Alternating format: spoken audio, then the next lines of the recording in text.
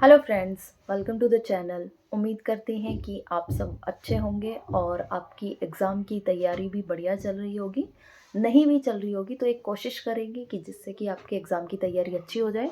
हमने एक series start की है जिससे हमने शुरुआत की है, हिंदी से हमने शुरुआत की है। एक वीडियो हमने बनाई थी, उसमें मैंने बताया था आप लोगों को थोड़ा थोड़ा कि कैसे हम तैयारी करेंगे। हर एक सब्जेक्ट उठाएंगे। सबसे पहले हम कॉमन सब्जेक्ट उठाएंगे जो टीचिंग और नॉन टीचिंग हर तरीके दोनों ही पोस्ट में आते हैं। या फिर आपकी टीचिंग की पोस्ट हो या फिर आपकी नॉन टीचिंग की पोस्ट हो, दोनों ही पोस्ट में जो आप फॉर्म फिल करते हैं उसमें आपके 5 कॉमन सब्जेक्ट होते हैं, आपके हिंदी, इंग्लिश, मैथ, रीजनिंग वगैरह ये सब। ठीक है, तो सबसे पहले उन्हीं को कवर करेंगे, फिर हम बात सब्जेक्ट पे मेन आ जाएंगे। देखो, नॉन टीचिंग के लिए तो कोई सब्जेक्ट है ही नहीं, कुछ पोस्ट को छोड़ के। लेकिन जो टीचिंग वाली जो पोस्ट है उनके तो मेन सब्जेक्ट भी होते हैं, तो उसके लिए भी हम बातें करेंगे। और अच्छे डिस्कशन के साथ, मान लो अगर आपकी टीजीटी पीजीटी भी पोस्ट है तो हर एक जो आप लोगों का मेन सब्जेक्ट होगा तो उसकी भी एक अच्छी स्ट्रेटजी आपको बताई जाएगी, बुक्स वगैरह बताई जाएंगी। और वो ऐसे ही नहीं है कि मान लो मेरा कोई सब्जेक्ट ऐसा नहीं है और फिर मैं कैसे बता पा रही हूँ, तो वो भी एक जिन्होंने पर्टिकुलर मेन सब्जेक्ट को लेकर अगर कोई एग्ज़ाम क्लियर किया है, जो भी गवर्नमेंट जॉब से जो गवर्नमेंट जॉब पे हैं, तो उनसे एक्सपीरियंस लेके, उनसे पूछ के बात, जो बुक वगैरह का सब उनसे डिस्कस करके और आपको बताएंगे जिससे कि आपकी तैयारी में हेल्प हो जाए। तो ऐसा नहीं है कि किसी भी पोस्ट को छोड़ा जाएगा, हर एक को कंसिडर करके चलेंगे। तो मेन जो सबसे ज़रूरी बात है वो यही है कि नॉन टीचिंग पोस्ट और टीचिंग पोस्ट के लिए, दोनों चीज़ों के लिए ही जो कॉमन जो सब्जेक्ट हमारे 5, सबसे पहले उनको कवर करते हैं। और उनमें से हमने हिंदी को उठाया है, जो हम सीरीज़ स्टार्ट कर रहे हैं, और हिंदी में भी हम टॉपिक के अकॉर्डिंग बना रहे हैं, ऐसा नहीं है। तो हम ऑलरेडी 4 टॉपिक कल कवर कर चुके हैं।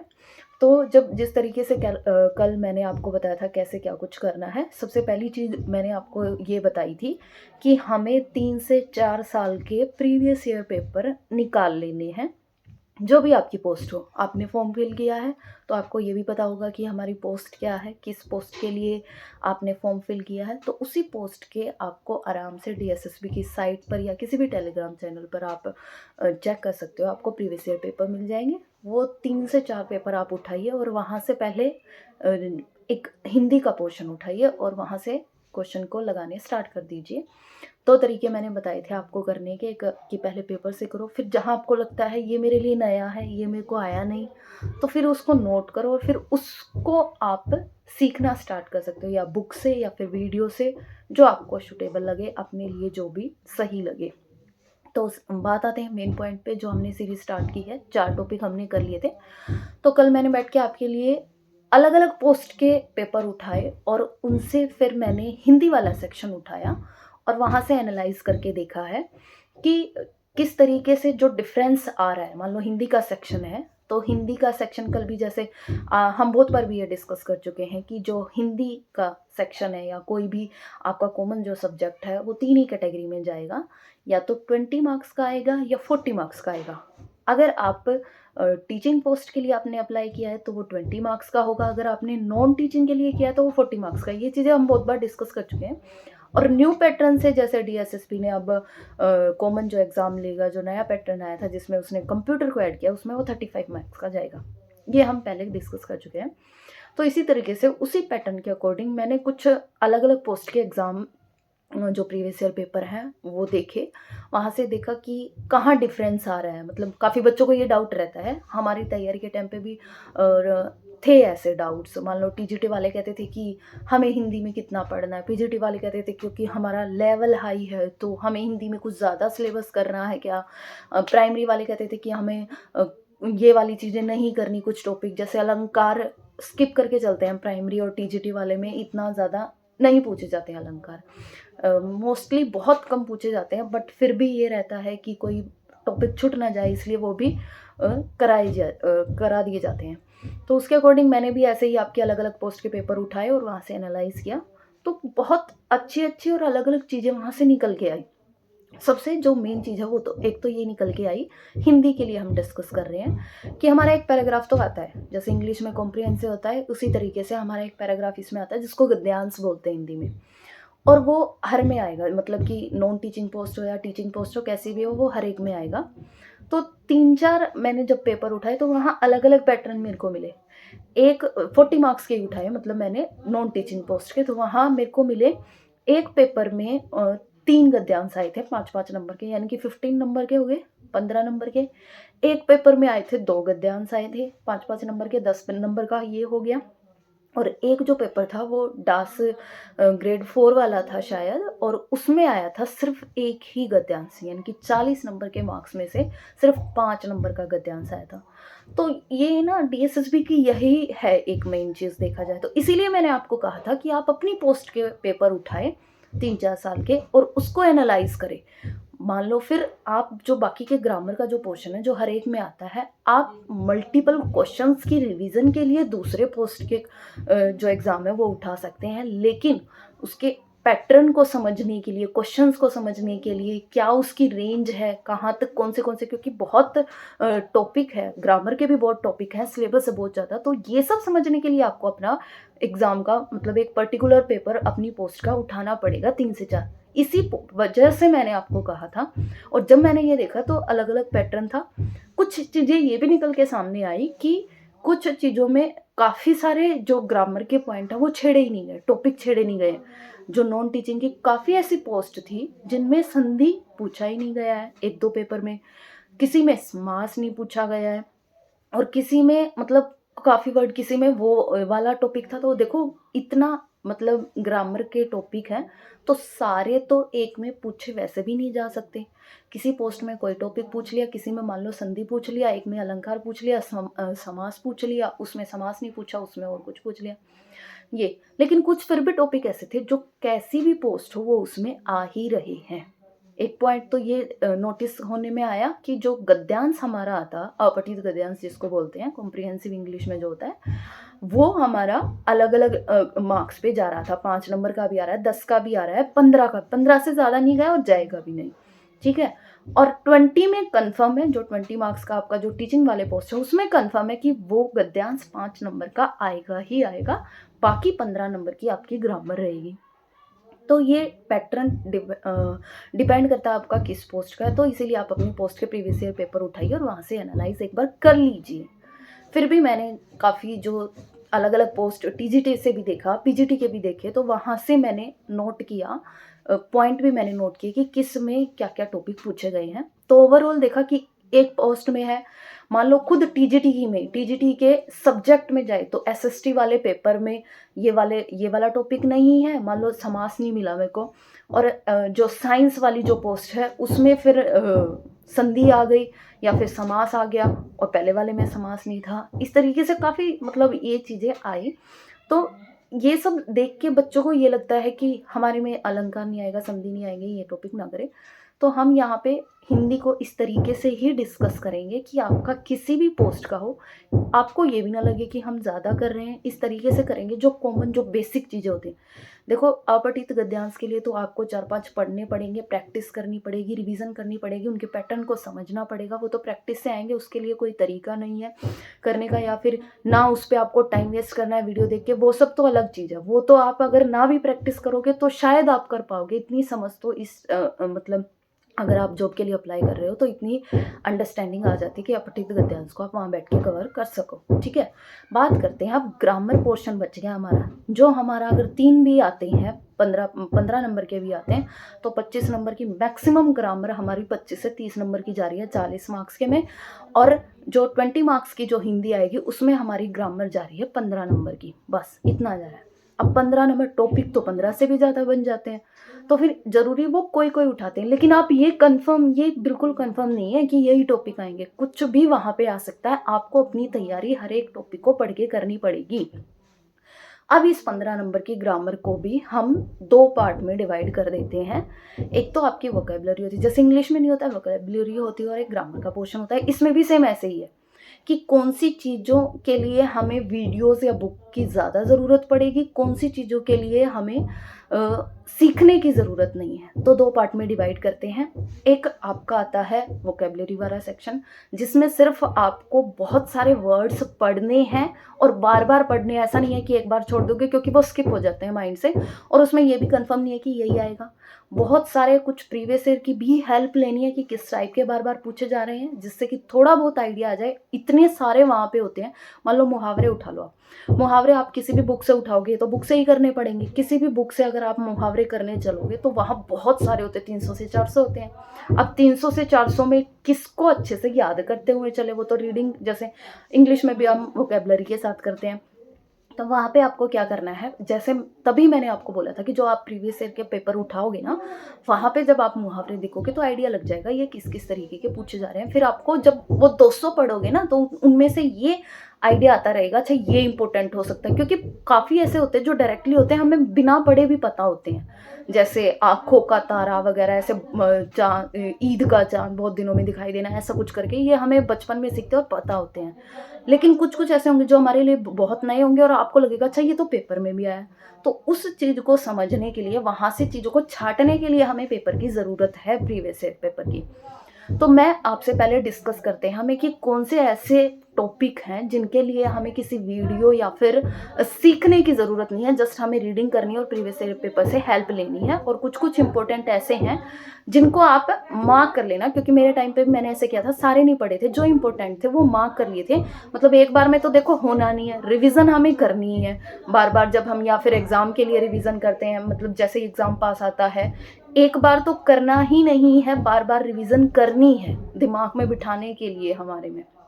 तो मैंने क्या किया था, जब वहाँ पे बहुत सारे थे, 200 300 400 ऐसे थे, तो उसमें से जो लग रहा था कि हाँ ये भी इम्पोर्टेंट है, टिक कर लिया था। और जब एग्जाम के टाइम पे या बार बार रिवीजन करते थे, तो जो टिक जिन पे किया था ना, जिनको हमने टिक किया था, उन्हीं को रिवाइज कर रहे थे फिर बार बार, क्योंकि जो पहले वाले हैं वो तो हमने कर रखे हैं, फिर वो टिक किए हुए कम थे, तो कम देख के भी होता था अच्छा इतने ही रिवाइज करने हैं और वो भी इम्पोर्टेंट। तो बार बार उन टिक करने वालों को ही, अगर बुक है तो टिक ही कर लो, लिखने पर इतना टाइम वेस्ट करने की ज़रूरत नहीं है। अगर आपके पास बुक नहीं, आपके पास नेट से आप इजी कंफर्ट फील करते हो, तो आप उनको लिख सकते हो इंपॉर्टेंट वालों को, क्योंकि इंपॉर्टेंट फिर हमें पता नहीं होता ना कि क्या ही वहाँ पे आएगा। हाँ, बस एक आइडिया लगा के चलते हैं उस उम्मीद से और फिर प्रैक्टिस करते हैं। तो आप टिक लगा लो और उनको बार बार रिवाइज करते रहना। तो मैं ऐसे टॉपिक आपसे पहले बताएंगे कि जिसमें हमें सिर्फ पढ़ना है और बार बार रिवीजन करनी है। तो उसमें आपका वोकैबुलरी वाला सेक्शन जाएगा, जिसमें आपके जाएंगे नंबर 1 मुहावरे, नंबर 2 पे है आपकी लोकोक्ति जो होती है, मुहावरों के जैसे ही होते हैं, थोड़ा सा डिफरेंस होता है, जैसे इडियम फ्रेज होते हैं वैसा ही कुछ है। मुहावरे, लोकोक्ति, और एक वाक्यांश के लिए एक शब्द होता है, जैसे कि जो मतलब कि एक अनिकेत वर्ड होता है जिसका खुद का घर ना हो, ऐसा कुछ करके, मतलब कि जो कभी मरे ना, जो भगवान में विश्वास ना करे, जो भगवान में विश्वास करे, ये आस्तिक नास्तिक अमर वगैरह। यानी कि वाक्यांश वाक्य बनाया हुआ है और उस वाक्य के लिए एक वर्ड हमें बताना है। ठीक है, ये हो गए। ये तो हमें याद ही करने पड़ेंगे, इसके लिए तो सीखने की ज़रूरत नहीं है, वहाँ से देखने पड़ेंगे हमें। जब आप बुक आपके पास होगी तो बहुत सारे होते हैं, वहाँ पे आप इम्पोर्टेंट वाले कर लेना। ठीक है, और फिर इसके बाद जो आपका आता है वो पर्यायवाची शब्द आते हैं, जिसको सिनोनिम्स जैसे होते हैं इंग्लिश में, पर्यायवाची आते हैं, विलोम शब्द आपके आते हैं, अनेकार्थी शब्द आते हैं। अब यहाँ पे एक चीज़ देखने की है कि पर्यायवाची और अनेकार्थी शब्द दोनों अलग अलग हैं। अनेकार्थी शब्द का मतलब होता है शब्द एक है और उसके अलग अलग अर्थ हैं। जैसे कनक है, कनक का अर्थ सोना भी होता है और धतूरा भी होता है। लेकिन पर्यायवाची शब्द का मतलब है कि एक शब्द के बहुत सारे नाम होना, अर्थ उनका वही है लेकिन उनके नाम अलग अलग होना, ये इन दोनों में डिफरेंस है। ये आते हैं और क्वेश्चन पर्यायवाची पक्का आते हैं और आपके लोकोक्ति मुहावरे पक्का आते हैं। कुछ टॉपिक ऐसे हैं जो आएंगे ही आएंगे। और आपके पर्यायवाची हो गए, विलोम शब्द हो गए कि उसका विलोम क्या बनेगा। ठीक है, विलोम में वो छोटे बच्चों वाले नहीं आएंगे, विलोम में इस तरीके से आएंगे, मान लो। और एक और चीज़ हम इस वीडियो के एंड में डिस्कस करेंगे इन सबको कवर करके। पहले हम ये डिस्कस कर लेते हैं कि ऐसे कौन से टॉपिक हैं जो हमें जस्ट सिर्फ पढ़ने हैं, मतलब कि रिवीजन करनी है खुद से ही, एक बुक वो हमारे पास होनी चाहिए उस तरीके से। फिर उसके बाद जो आपके आते हैं, जैसे लिंग वाले शब्द आते हैं कि इसका लिंग कौन सा होता है, वचन बदलो वाले आते हैं, वचन उनके चेंज करने, एक वचन है बहुवचन है, इस तरीके से आते हैं। इन सब से हटके भी कुछ शब्द ऐसे होते हैं जो इन्हीं में आते हैं, जो हमें याद करने हैं, मतलब कि उनकी 1-2 की कुछ ट्रिक्स भी होती हैं जैसे, वो भी हम देखेंगे। ट्रिक्स के लिए ना समझ में आए वो ट्रिक्स जब काम करती है, वरना फिर वो हमें देख के ही याद करने पड़ते हैं।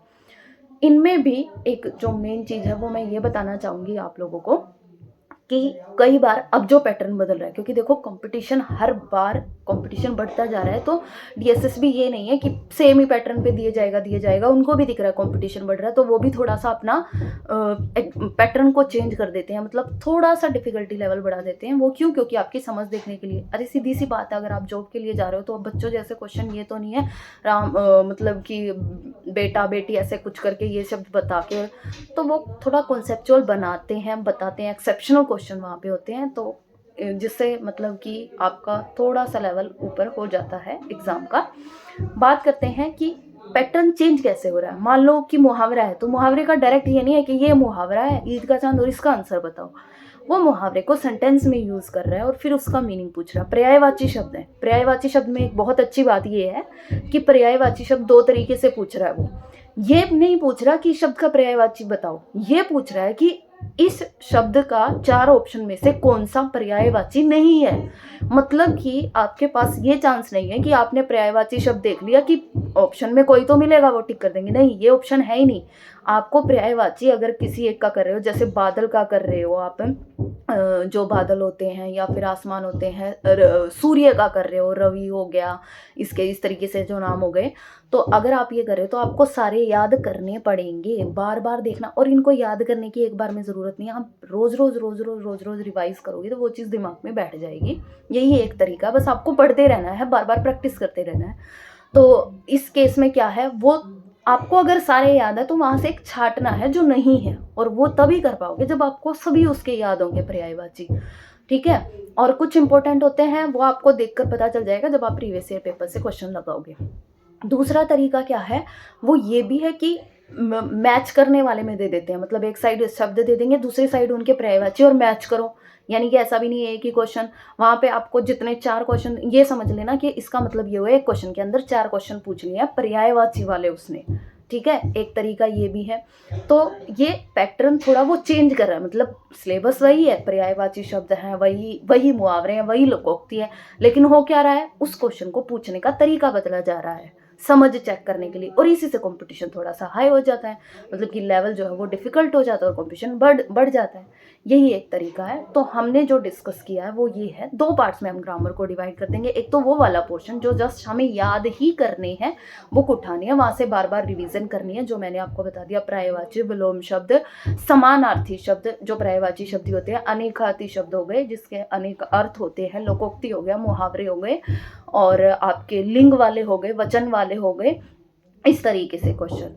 अब इसी के रिगार्डिंग हम नेक्स्ट, मतलब कि इसी में कुछ वर्ड ऐसे हैं जो इसी के अंदर आते हैं, वो भी हमें याद करने होते हैं। जैसे आपका देशज, विदेशज, ऐसे पूछेगा कि इसमें से ऑप्शन में से छाटो कौन सा शब्द विदेशज है सारे इसके अलावा, या एक शब्द दे देगा उसका विदेशज पूछेगा। तत्सम तद्भव जो हम पहले डिस्कस कर चुके हैं वही आपके। और कुछ शब्द होते हैं आपके, जैसे ये शुद्ध वर्तनी वाले जो होते हैं, ये भी आपके ग्रामर से अलग ही आते हैं। इसमें आपको शब्द दे देंगे, एक ही शब्द को अलग अलग मात्रा, किसी में एक मात्रा स्किप कर देंगे, मतलब एक मात्रा कहीं पे लगा देंगे, एक मात्रा कहीं पे लगा देंगे, एक शब्द से इसी पर। जैसे आधिपत्य है, जैसे आशीर्वाद, हमारे टाइम पे जब हम करते थे तो हमें आशीर्वाद बहुत बार बार किया जाता था कि आशीर्वाद में मोस्टली जो गलती होती है वो क्या होती है, जो आशीर्वाद में जो र जो ऊपर लगता है उसकी मात्रा में, कि वो कहाँ पे लगता है, इस तरीके से। तो ये शब्द आपको ये देख के, और लिटरली मैं आपको बता रही हूँ, मेरे टाइम पे मैंने हिंदी लिख के याद की थी, शुद्ध वर्तनी वाली, मतलब मैथ्स को जैसे पढ़ते हैं वैसे मैंने हिंदी अपने टाइम पे याद करी थी। क्योंकि ये था ना कि भाई ऐसा ना हो कि कोई भी चीज़ छूट जाए, मतलब याद करनी ज़्यादा ज़रूरी थी। तो और शुद्ध वर्तनी के केस में तो ऐसा होता है कि आपको देख के समझ में नहीं आएगा, आपको उसको लिखना पड़ेगा तभी वो दिमाग में बैठेगी, शुद्ध वर्तनी के केस में। और किसी के केस में नहीं बोल रही कि आप लिख लिख के ही याद करो, वो मेरा केस था, वो अलग है। तो इस केस में आपको शुद्ध वर्तनी वाला, ये वाला वो पोर्शन हो गया जो आपको सिर्फ बुक से याद करना है, कि आपके पास एक ऐसी बुक होनी चाहिए जिसमें ये सारे शब्द हों, और वहाँ से आपको ये सब याद करना है देख करके, और उसकी बार बार रिवीजन करनी है।